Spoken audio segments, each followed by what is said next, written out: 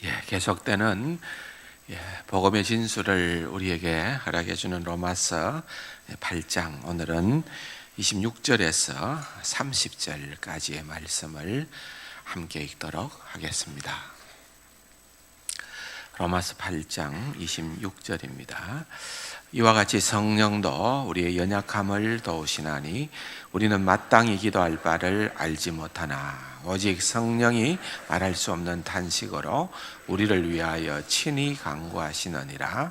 마음을 살피시는 이가 성령의 생각을 아시나니 이는 성령이 하나님의 뜻대로 성도를 위하여 간구하심이니라.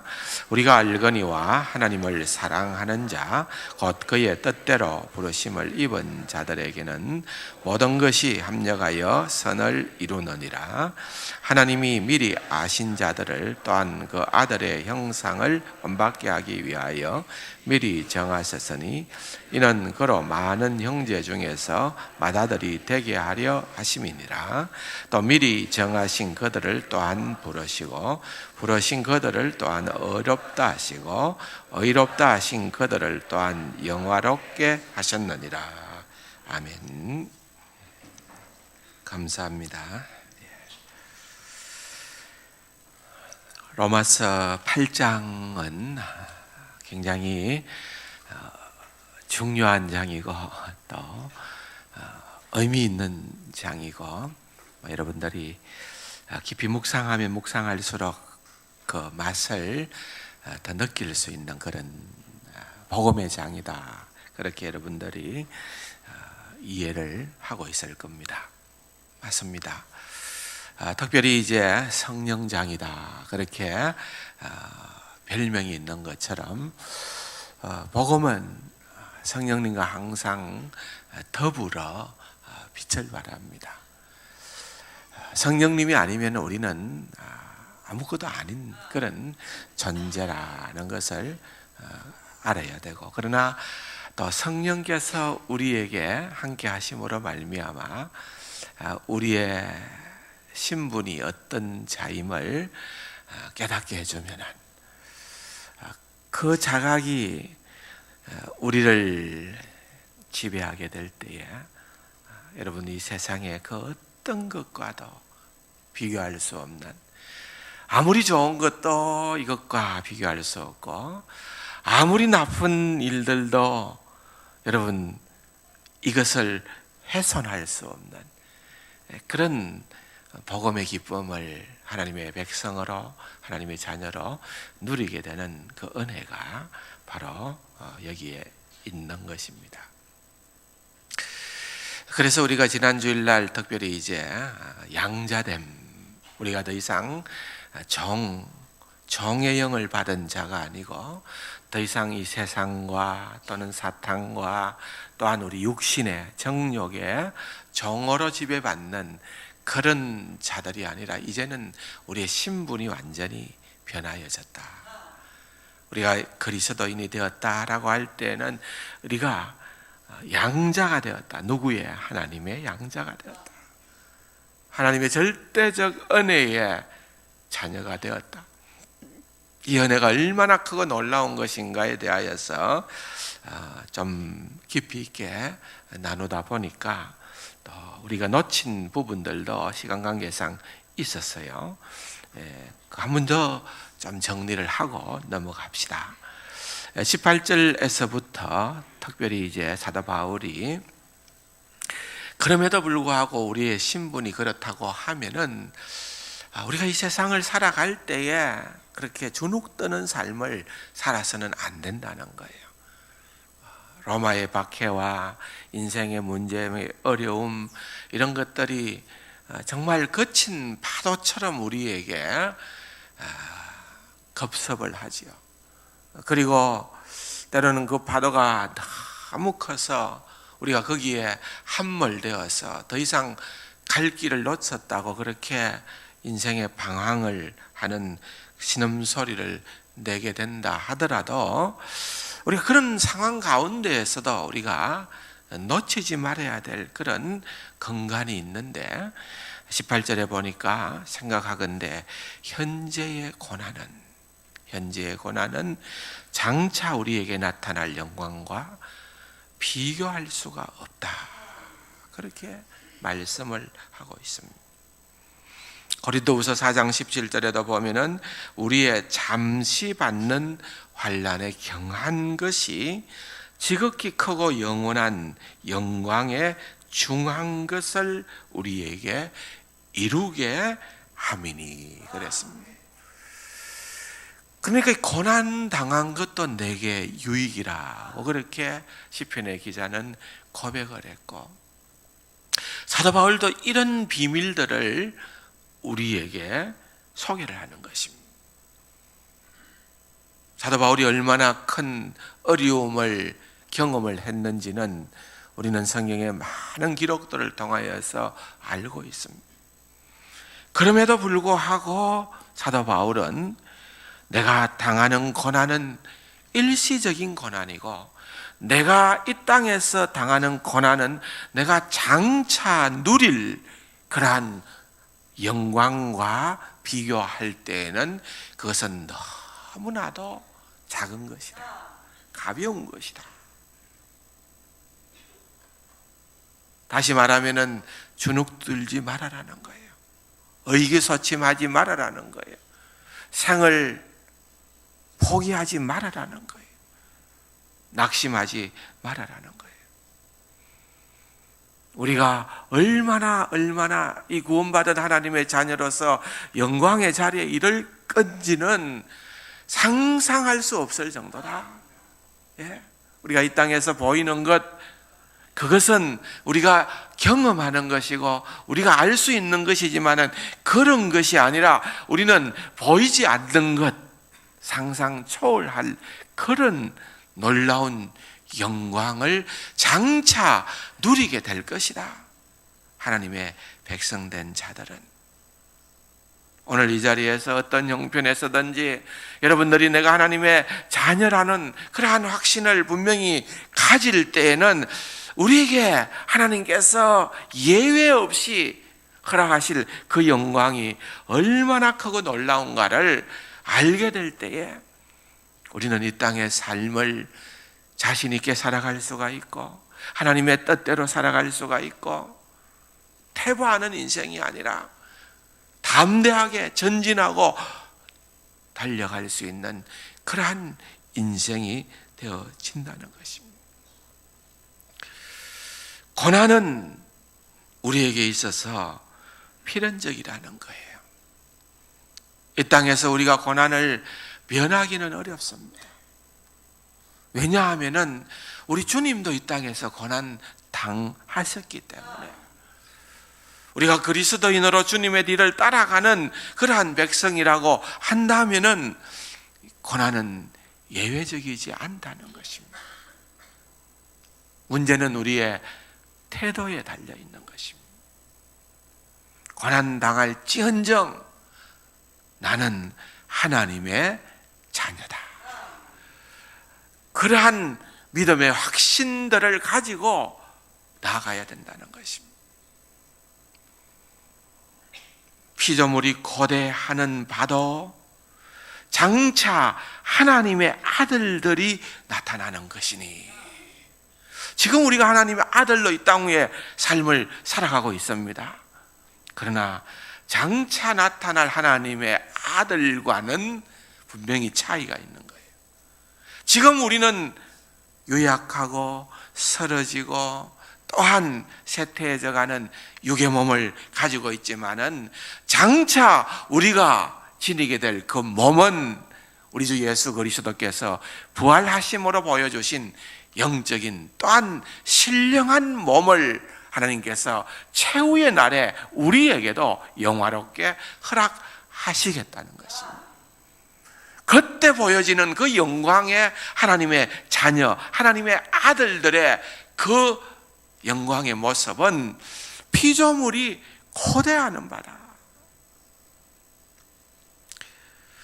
더 이상 피조물이 썩어질 것에 종로로 하는 것이 아니라 그것으로부터 해방되어짐으로 말미암아 장차 우리와 같은 그러한 영광의 자리에 이르게 될 것이다.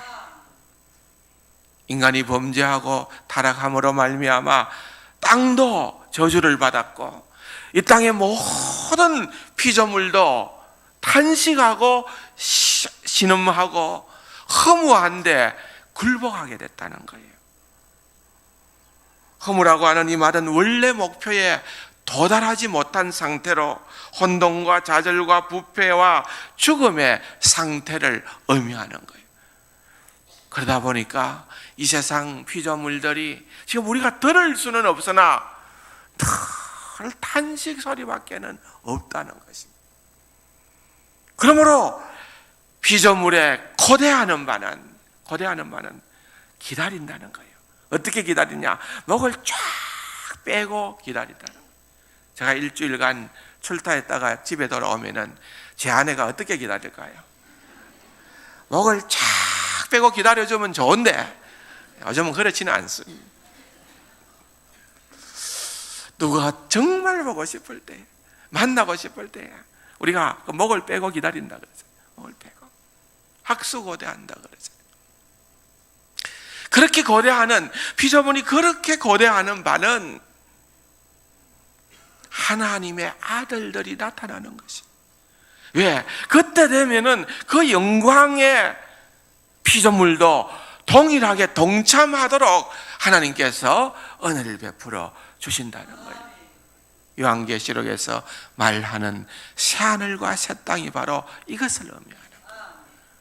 놀라운 선언입니다. 그 소망을 가지고, 그 미래에 대한 소망을 가지고 이 땅에서 우리가 너무 그렇게 좌절하지 아니하고 일시적인 것에 연연하지 아니하고 정말 바른 땅을 딛고 살아가지만은 우리의 시선은 하늘을 향할 수 있는 그러한 주의 백성으로 살아가는 그 소망을 사도 바울이 우리에게 소개를 하고 있다.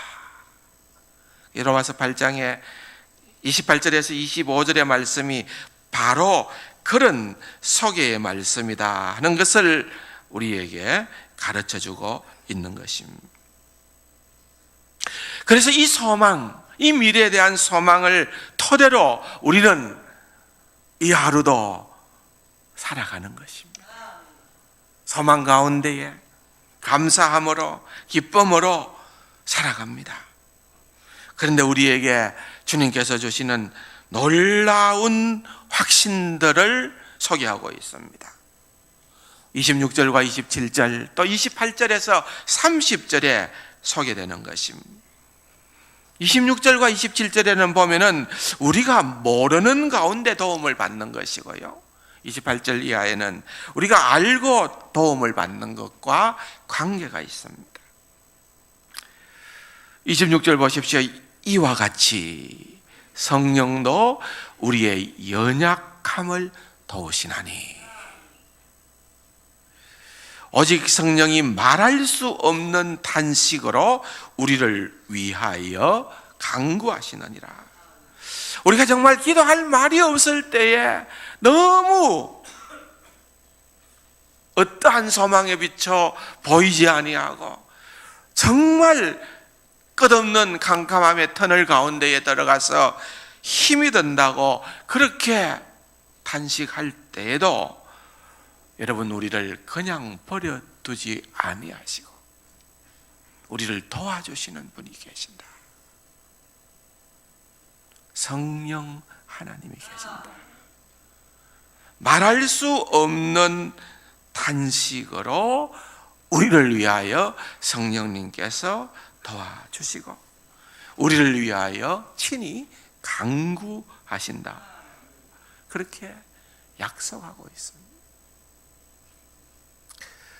기도가 잘 되지 않습니까? 그래도 기도하시기를 바랍니다.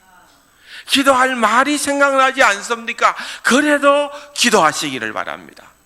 왜냐하면은 그럴 때에 우리를 도와주시는 성령님이 계시기 때문입니다. 내가 아무리 청산유수로 잘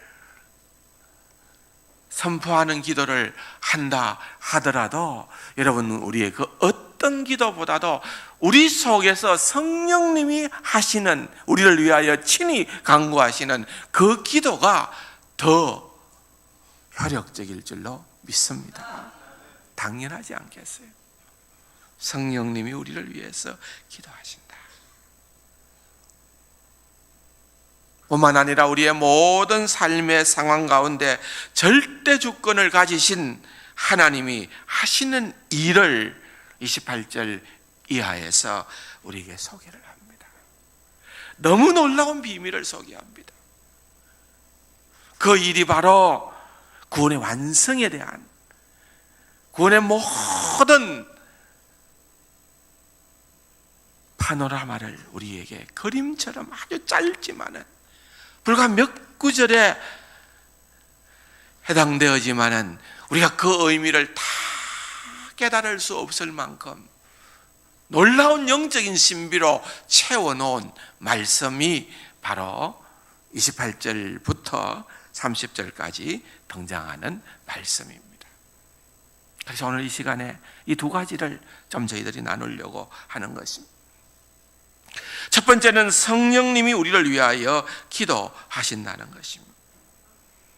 우리의 소망이 때로는 우리를 돕는 것처럼 성령님도 우리의 연약함을 도우신다.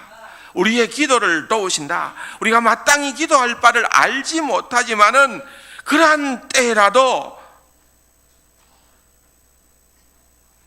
성령님께서 우리 가운데 오셔서 우리를 위하시고 우리를 위하여 친히 기도해 주신다는 것을 말씀하고 있는 것입니다. 사랑하는 성도 여러분, 우리는 어떻습니까? 우리의 지난 날들을 생각해 보면은 가끔씩은 아찔아찔할 때가 있습니다. 그때는 내가 기도했던 것을 하나님께서 들어주지 않아서 원망을 했었는데, 세월이 지나고 나니까 그런 것들을 통해서 오히려 하나님께서 응답하지 않음의 응답을 통하여 우리를 구원하시고 우리를 살려주신 때가 얼마나 많은가. 다시 말하면은 우리가 참 올바른 기도를 한다고는 하지만은 제대로 기도 못할 때도 많이 있다는 거예요. 그런데 우리를 도우시는 분이 계신다는 거예요. 성령님. 성령님께서 도우신다. 왜 도우시냐? 우리가 연약하기 때문에. 세월이 흐르면서 공통적으로 우리가 느끼는 것은 뭡니까? 우리 인간은 될 수 없는 존재다. 인간은 유약한 존재다. 인간은 사도 바울의 표현에 의하면은 질그릇과도 같은 깨어지기 쉬운 존재들이다. 그런 자들임을 알게 되는 것입니다. 그래서 보혜사 성령님께서 우리와 함께 하시고 우리를 거들어 주시고 우리를 도와주시고, 그러므로 말미암아 우리가 달라질 수 있다는 거예요. 하나님의 뜻대로 하는 기도는 우리보다 성령님이 환히 알고 계시는 것입니다. 그래서 하나님도 성령님이 우리를 위해서 하나님의 뜻대로 하는 그 기도를 아시기 때문에 살피신다고 말하고 있습니다. 사랑하는 성도 여러분, 너무 중요합니다. 때로는 우리는 그 순간을 면하고자 원망하고 불평할 때도 많이 있습니다. 광야 생활하는 이스라엘 백성들은 만나에 질려버린 거예요. 이게 뭐고? 만나의 뜻이 이게 뭐고? 이런 말이거든요. 만나가 주니까 맨날 만나 먹고, 이거 뭐고? 고기 먹고 싶다는 거예요. 고기 먹고 싶다. 하나님께서 어떻게 하십니까? 질리게끔 고기를 주시죠. 그런데 그게 축복이 아니에요. 시편 106편 15절에 보면은 그렇게 기록하고 있습니다. 그러므로 여호와께서는 그들이 요구한 것을 그들에게 주셨을지라도 그들의 영혼은 세약하게 하셨다. 때로는요, 우리가 기도할 때에 우리 기도대로 모든 것들이 쑥쑥 이루어지기 때문에 잘 되는 것 같은데 아니에요. 성령으로 기도하지 않으면은 우리의 욕심 따라, 우리의 정욕 따라 우리가 원하는 대로 되어지는데 실은 우리가 영적으로 병들게 되는 거예요. 우리의 영혼이 쇠약하게 된다니까요. 우리의 믿음이 약하게 된다니까요. 사랑하는 성도 여러분, 이 점을 우리는 알아야 되는 것입니다. 얼마나 이 기도가 중요한가. 26절에 보면은 우리는 마땅히 기도할 바를 알지 못하나, 마땅히 기도할 바를 알지 못하나, 그 내용 가운데는요, 우리가 마땅히 기도해야 된다는 것을 전제하고 있는 거예요. 우리가 그냥 하나님의 백성으로서 아무렇게나 기도 없이 살아갈 수 있는 그런 존재가 아니라 우리가 마땅히 기도하면서 살아가야 할 존재인데 어떤 기도를 해야 좋은지를 모르는 그러한 자들이라는 거예요. 그럴 때 누가 도우시나? 성령님께서 우리를 도와주신다는 것입니다. 34절 보실까요? 누가 정죄하리요? 죽으실 뿐 아니라 다시 살아나신 이는 그리스도 예수시니 그는 하나님 우편에 계신 자요 우리를 위하여 뭐라고요? 간구하시는 자시니라. 하나님 우편에서, 하늘 보좌에서 우리 주 예수 그리스도께서 우리를 위하여 중보기도 하고 간구하고 이 땅에서 우리에게 내주하시는 성령님께서 우리를 위하여 말할 수 없는 탄식으로 간구하신다.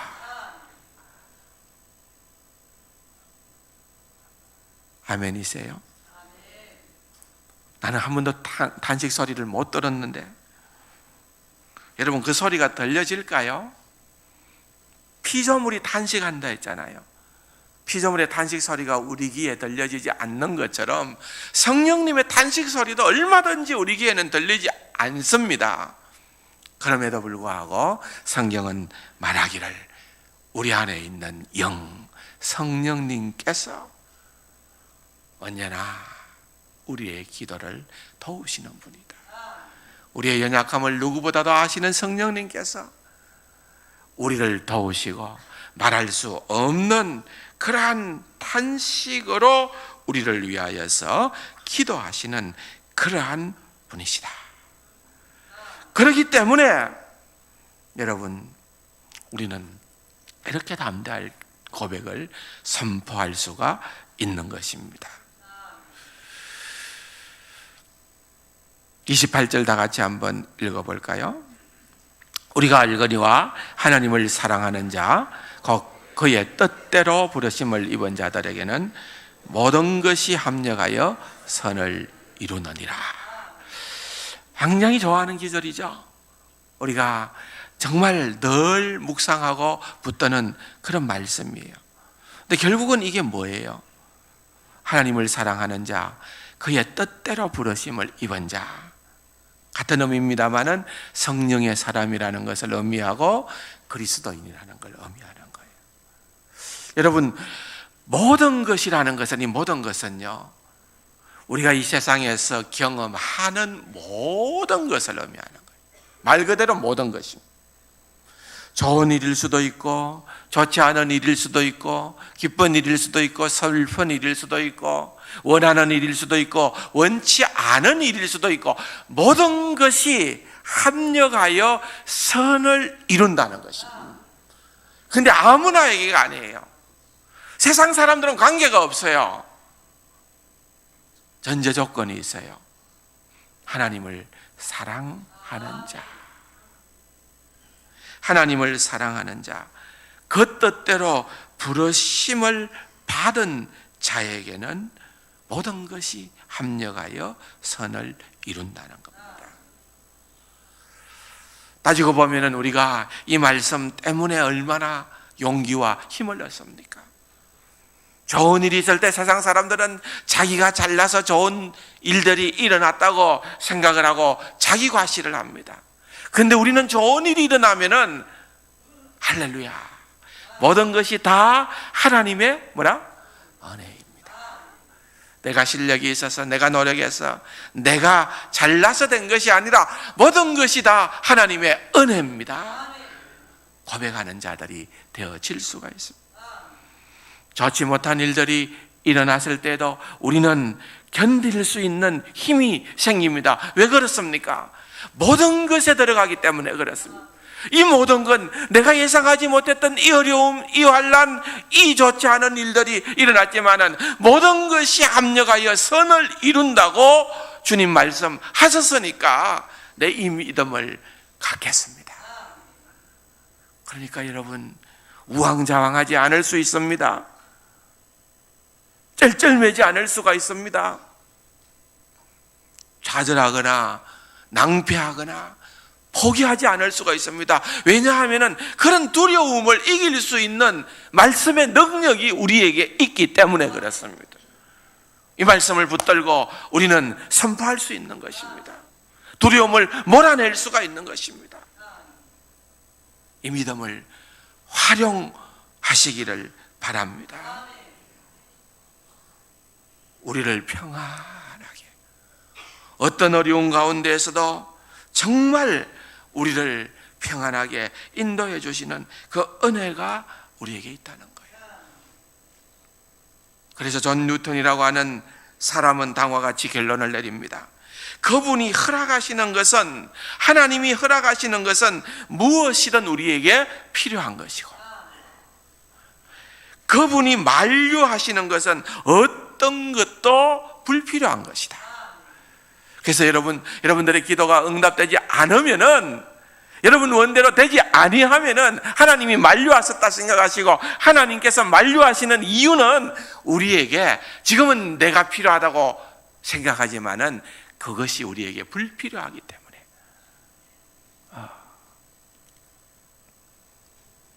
내게 주신 은혜가 너무 크기 때문에 자고하지 않도록 내게 육체에 가시를 주셨다. 사도 바울이 그렇게 고백하지 않습니까? 가시를 제하여 버리지 않는 거예요. 그것을 달라고 끝까지 소망하는 것이 아니에요. 오히려 내가 약한 거기가 강함이고, 약한 거기에서 하나님의 능력이 드러나게 되어 있기에 오히려 그런 연약함이 내게는 복이다. 이 사건 때문에 나는 주님을 만나게 됐다. 이 사건이 아니었으면 나는 절대로 주님 앞에 돌아올 수 없는 그런 인간이었을 텐데, 나는 이 사건으로 말미암아, 이 아픔으로 말미암아, 내 평생의 가장 충격적인 이 일로 인하여 나는 주님을 만나게 되어졌다. 합력하여 선을 이루어 주시는 은혜인 줄로 믿습니다. 사랑하는 성도 여러분, 이것이 얼마나 우리에게 복된 일인지 모르는 것입니다. 그 모든의 의미를 우리가 깊이 있게 묵상하면은 우리를 향한 하나님의 선한 목적을 우리가 결코 훼손할 수 없다는 확신을 주는 것입니다. 누가 이 일을 행하시는 겁니까? 동전 한 입이 떨어지는 것도 하나님의 뜻 가운데 있다고 우리가 믿는다고 하면은, 우리에게 일어나는 어떤 상황 가운데에서도 하나님께서 지금 선하신 목적을 가지고 계시고 그 일을 이루어 가시는 분은 하나님이시다. 그렇게 우리가 하나님의 그 놀라운 경륜을 훼손할 수가 없는 그러한 확신을 하나님께서 우리에게 허락해 주신다는 것입니다. 요셉이 어떤 고백을 형들 앞에서 했습니까? 당신들은 나를 해하려 했으나 하나님은 그것을 선으로 바꾸었다 그랬어요. 당신들은 나를 해하려, 죽이려 했지만은 하나님께서 오히려 역사를 움직여 주셔서 그 일로 통하여서 내가 애굽에서 물론 종살이도 했지만 이렇게 총리도 되었고 하나님의 구원의 도구가 될 수가 있었다. 하나님의 선의 도구가 되어졌다는 것입니다. 이런 고백을 할 수 있는 자는 하나님의 백성 밖에는 없습니다. 그 하나님의 백성을 명명하여서 사도 바울은 하나님을 사랑하는 자 그랬습니다. 성경에서 하나님을 사랑하는 자는 말은 대개 하나님을 위해 살기로 헌신한 사람들을 가리키는 말입니다. 하나님의 하나님 되심을 인정하고 받아들여서 그분을 섬긴다는 의미입니다. 나의 계명을 지키는 자라야, 아는 자가 아니라 나의 계명을 지키는 자라야 나를 사랑하는 자니. 여러분, 우리가 하나님을 사랑한다 하는 것을 말로 할 수 어디 있겠습니까? 우리의 행함으로 나아가는 것입니다.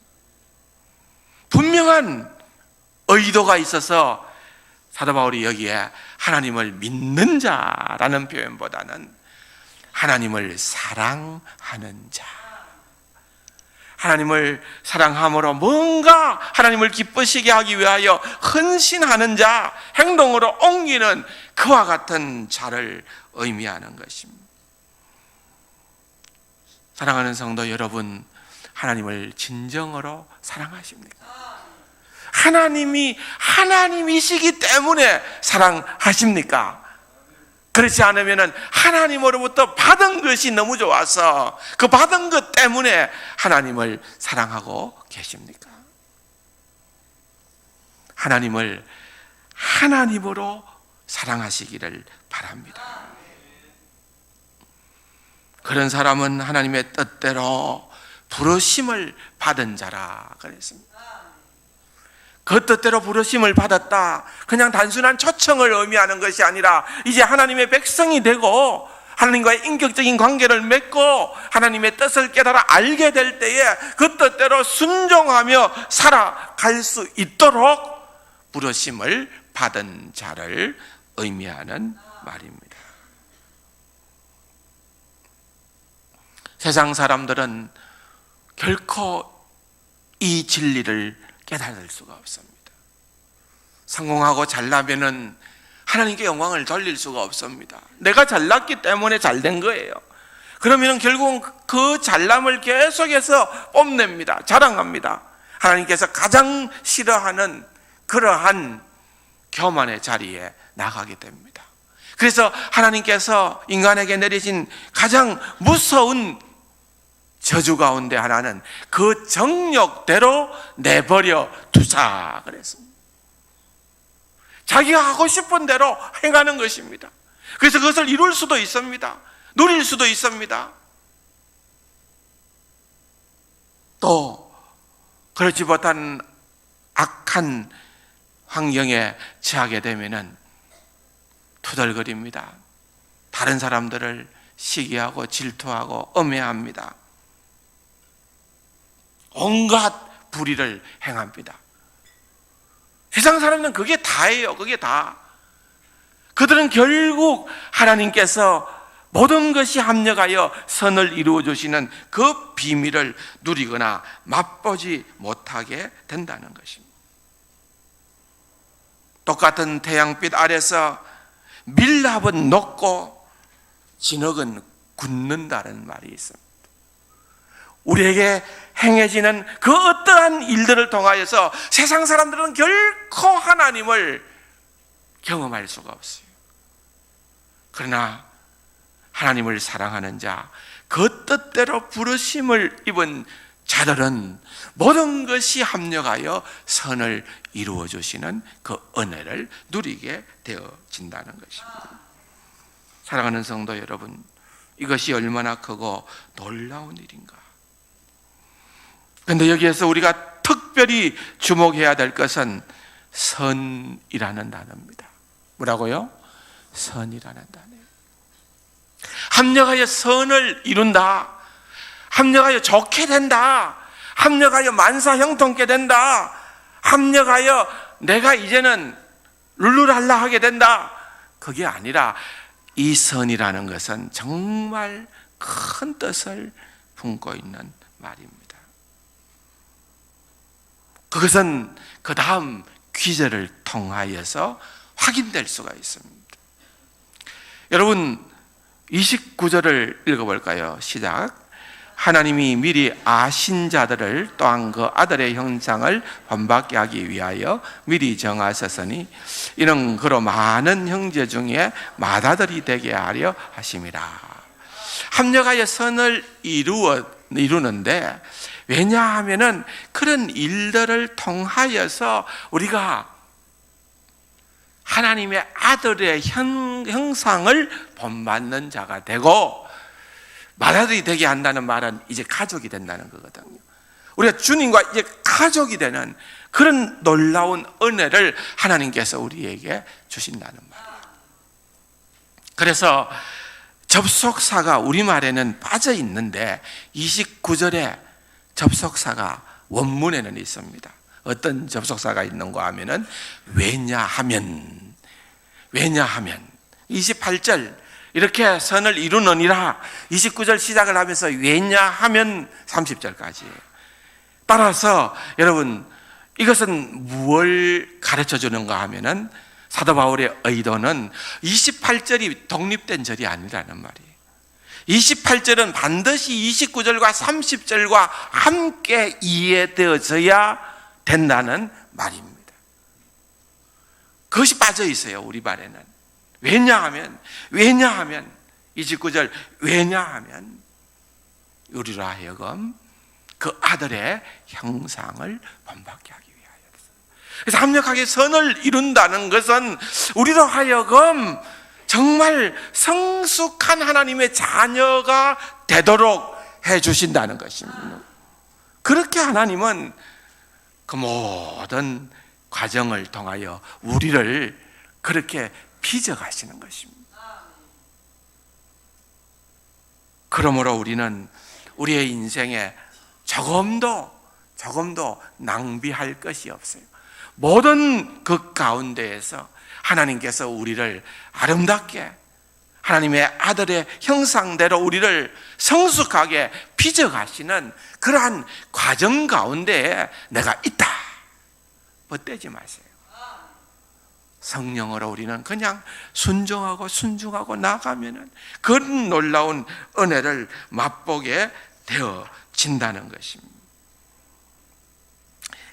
그러면서 여기에 영광스럽고 끊어지지 않는 구원의 연결고리를 우리에게 5가지의 동사로 소개를 하고 있습니다.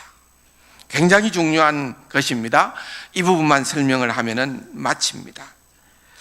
그것을 이제 능동적인 5가지의 동사로 사도 바울이 소개를 하고 있는데, 이 동사를 이해하는 열쇠가 하나 있어요. 뭔가 하면은 이 동사에 해당되는 것은 모두가 다 같은 사람이라는 것을 전제하고 있습니다. 그 5가지 동사가 뭔가 하면은 아셨다, 미리 아셨다 라는 말이고, 두 번째는 미리 정하셨다. 아셨다, 정하셨다, 부르셨다, 의롭게 하셨다, 영화롭게 하셨다. 몇 개입니까? 아셨다, 정하셨다, 부르셨다, 의롭게 하셨다, 영화롭게 하셨다. 몇 개요? 5개죠, 5개. 자, 한번 볼까요? 29절 30절 읽어봅시다. 하나님이 미리 아신 자들을 또한 그 아들의 형상을 본받게 하기 위하여 미리 정하셨으니, 2개 나왔죠. 이는 그로 많은 형제 중에서 맏아들이 되게 하려 하심이라. 또 미리 정하신 그들을 또한 뭐라고요? 부르신 그들을 또한 의롭다 하시고, 의롭다 하신 그들을 또한 영화롭게 하셨느니라 그랬습니다. 5가지 동사예요. 간략하게 설명을 하면은 이것은 하나님께서 우리를 위해서 하신 일이에요. 미리 아셨다. 미리 아셨다라고 하는 말은 하나님께서 우리를 사랑하셨다라는 말입니다. 예수님께서 책망할 때 나는 너희들을 도무지 알지 못하노라 그랬죠. 근데 그 사람들을 알까 모를까요? 지식적으로는 알죠. 만난 적이 있죠. 근데 왜 그들을 도무지 알지 못했다고 그렇게 책망합니까? 여기 안다는 것은 관계를 의미하는 거예요. 관계. 그래서 사랑의 관계입니다. 주님께서 우리를 아셨는데 하나님께서 우리를 너무너무 사랑하신다는 겁니다. 그 시간이 언제냐? 언제부터 사랑했느냐? 창세 전부터. 여러분, 이건 비밀이라서 이 짧은 귀절에 나타나는 이 구원의 역사는 너무 큰 비밀이라서 우리가 머리로 다 이해할 수가 없어요. 여러분, 창세전이 언제입니까? 그 창세전에 태어나지도 않은 우리의 형질이 지어지기도 전에 하나님께서 우리를 사랑하셨다니까요. 지금 여러분들이 이렇게 성가대에 앉아가지고 뭐 예쁘게 찬양 부르고 뭐 화장 빨 좀 예쁘게 해갖고 있으니까 하나님 사랑할게, 이게 아니에요. 하나님은 그냥 무조건 그냥 내가 너 좋다, 그냥 너 좋아, 불만 있어? 내가 그냥 너 좋다는데 불만 있냐? 이렇게 마치 말씀하시는 것처럼 우리를 사랑하신다니까요. 미리 하셨다는 것이 그런 의미가 들어있는 거예요. 미리 부르셨다, 미리 정하셨다. 물론 선택이죠. 하나님께서 우리를 택하여 주심도 우리의 어떤 행동 거지를 보고 한 것이 아니고 하나님께서 우리를 정말 하나님께서 무조건 우리를 넌 내 거야 택해 주셨어요. 택하고 만 게 아니에요. 하나님께서 정하신 것은 구원의 완성까지, 영화에까지 이르는 그 모든 과정을 하나님께서 우리를 위해서 다 정해 놓으셨다는 거예요. 그걸 알면은요, 우리가 전율하듯이 기뻐해야 돼요. 이 은혜가 얼마나 크고 놀라운가. 부르시고 의롭다 하셨다. 하나님은 때를 맞추어서 자신의 계획을 우리를 위해서 실행하시는 거예요. 영화롭게 하셨다. 하나님은 영원히 당신의 계획을 완수하셨다는 것입니다. 사랑하는 성도 여러분, 하나님께서 우리를 아셨다는 것, 이거 얼마나 귀하고 놀라운 선언인지 우리가 알아야 됩니다. 하나님께서 우리를 부르신 것입니다. 하나님께서 우리를 의롭다 하신, 이 하나님께서 우리를 그리스도의 사역에 근거하여서 법적으로 의롭다 한다는 내용은 우리가 로마서 내내 살핀 내용이 바로 그 내용입니다. 우리를 의롭게 해 주셨다.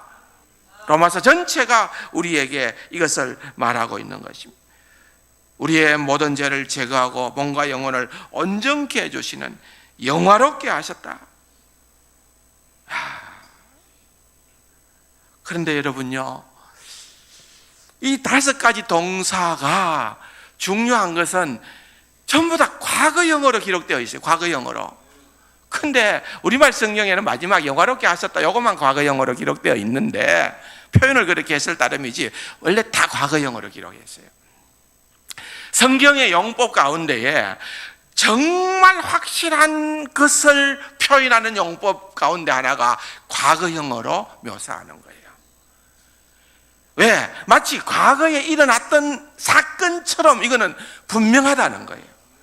그래서 여러분, 우리가 하나님께서 우리를 아시고 정하시고 부르시고 의롭게 하시고 영화롭게 하시고 장차 일어날 일들인데도 불구하고 이것을 과거형으로 기록한 것은, 이 사실은 주님 안에서 분명하게 우리에게 일어나고 만나는 겁니다. 그런데 제일 처음에 전대했듯이 이것은 그리스도인 모두에게 일어나는 거예요. 모두에게. 무슨 말인가 하면은 이것은 하나님께서 아신 자들 가운데의 일부를 하나님이 정하시고, 정하신 자의 일부를 하나님께서 부르시고, 그 일부를 하나님이 어렵다 하시고, 그 일부를 하나님께서 영화롭게 하신 것이 아니라는 거예요. 사도 바울이 지금 얘기하는 것은 모두를 얘기해요. 모두 하나님께서 아신 그들은, 오늘 이 자리에 있는 모두는 예외 없이 영화롭게 갈 때까지 한 사람도 낙오자가 없도록 하나님께서 하신다는 거예요. 이 비밀을 안다면 우리는 소망을 결코 놓칠 수가 없어요. 더더욱 그렇습니다. 더더욱 본문의 사도 바울이 기록한 본문에는요, 좀 달라요. 본문이 우리말 성경하고는 다른데, 여러분 29절 30절을 제가 다시 한번 정리해서 읽어 드릴게요. 하나님이라는 단어가 몇 번 나오는지 한번 보세요. 하나님이 미리 아셨고, 하나님이 미리 정하셨고, 하나님이 미리 정하신 그들을 하나님이 부르셨고, 하나님이 부르신 그들을 하나님이 의롭다 하셨고, 하나님이 의롭다 하신 그들을 또한 하나님이 영화롭게 하셨다. 몇 번 나옵니까? 8번. 맞아요. 8번 나와요. 우리말 성경에는 몇 번 나와요, 지금? 한 번 나와요, 한 번. 우리말 성경에 딱 한 번 나왔지만은, 사도 바울은, 우리는 그냥 문장을 좀 매끄럽게 하기 위해 가지고 그 뜻을 전달하기 위해서 그렇게만 기록을 하고 번역을 해놨는데, 바울은 이 비밀이 너무 크고, 이 모든 과정들을, 이 5가지의 구원의 과정, 전 과정에 모든 것을 누가 하셨다고요? 하나님이 하셨다. 이 하나님이 하셨다는 것을 너무나도 중요하게 강조하고 싶었어요. 그냥 다 넣은 거예요. 단어를 그냥 할 일이 없어 넣은 게 아니에요. 사도 바울이 분명한 목적을 가지고 넣었어요. 하나님이 8번이나 하나님이 이 모든 일을 우리를 위하여 행하셨다.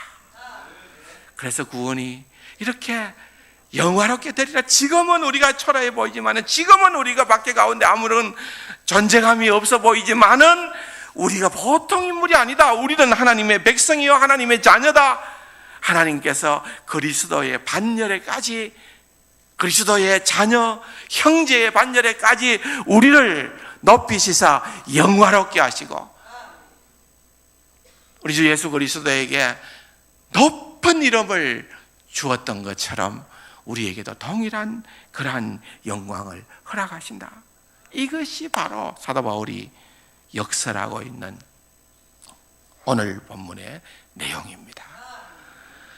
아무리 살펴도, 아무리 우리가 묵상을 해도 그 비밀에 정말 어린 마음 부너지도 못 알게 되겠지만은, 그럼에도 불구하고 여러분, 이 비밀이 우리에게 있어서 얼마나 크고 놀라운 것인가를 주님 앞에서 깨달아 알아가는 우리 성도님들이 되기를 주님의 이름으로 축원합니다.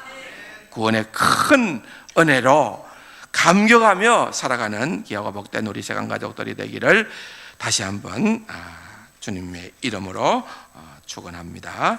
좋으신 아버지 하나님, 감사합니다. 우리에게 주신 이 말씀, 복음의 능력이, 비밀이 얼마나 크고 놀라운지를 깨닫게 하여 주시고, 이것을 누리게 하여 주시고, 이것을 전하게 하여 주시고, 그렇게 살아갈 수 있는 복된 그리스도인들이 다 되게 하여 주옵소서. 예수님의 이름으로 감사기도 드립니다. 아멘.